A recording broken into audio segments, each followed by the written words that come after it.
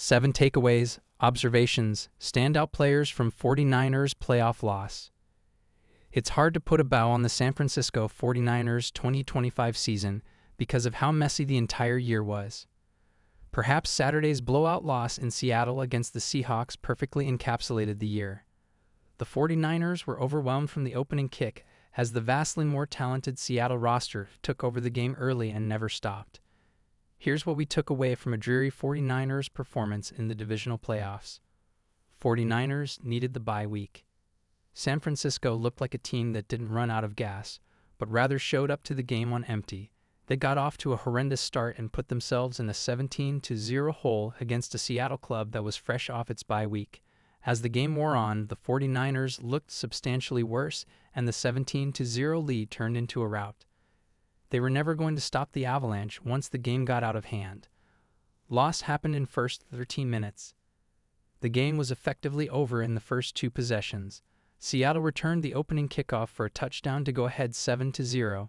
San Francisco got the ball at the 40 to start their first possession and had a little success moving the ball.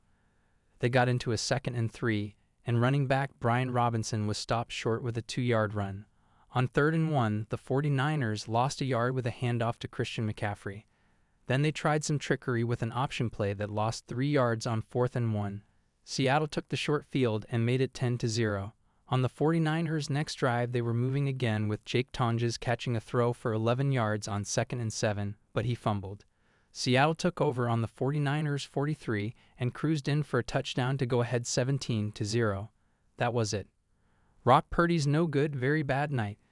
The game script didn't help the 49ers' offense, and Purdy for most of the second half was under heavy pressure, but he was also not effective. He missed some key throws, turned the ball over twice, and in general didn't do enough to elevate his club. Injuries matter, but the Seahawks are in the 49ers division and not going away anytime soon. Purdy has to be better moving forward because he was not good enough to keep the game from getting out of hand. Ricky Pearsall's big drop. It looked like the 49ers were going to get on the edge of the red zone when Brock Purdy fired a throw in to Pearsall for a first down on 3rd and 6 in the second quarter. With the score 17-3, a touchdown on the drive would make things very interesting. Replay assist ruled the catch an incompletion, however, forcing the 49ers to settle for a 56-yard field goal that trimmed the deficit to 17-6. Field goals were never going to get it done with this 49ers defense. George Kittle's absence felt. Tonjes played well, but the 49ers offense just has a little less juice when Kittle isn't on the field. His blocking was missed in the run game, where the 49ers had a rough time getting to the edge. Purdy was also clearly uncomfortable without his favorite target on the field.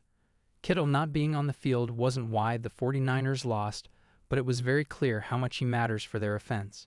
Marcus Sigel wasn't ready.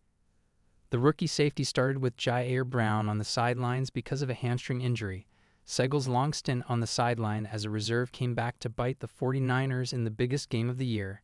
Sigel got lost on the Seahawks' first touchdown, and then got thrown in the blender on their second score before missing a tackle on Kenneth Walker. Saturday night doesn't define him, but it was clear San Francisco's young player who didn't get a ton of burn this year wasn't ready to contribute in a meaningful way. Darrell Luter Jr. wasn't ready. Luter got flambeed twice in the first half. First, he got cooked by Jackson Smith-Njigba for a touchdown. Then on a vital 3rd and 10 late in the first half, he was beat bad by Jake Bobo, who had only 2 catches during the regular season. The 49ers probably need to invest in their CB depth in the offseason. Jordan James debuted on offense. Good for the rookie 4th-round pick. He got in the game early in the 3rd quarter because Christian McCaffrey was on the sideline with a shoulder issue. James took his first career carry for 7 yards. He finished the game with 28 yards on 6 carries. D. Winters a silver lining. When the 49ers defense did pop Saturday night, it was typically Winters making a play. He racked up 9 tackles, including 3 tackles for loss.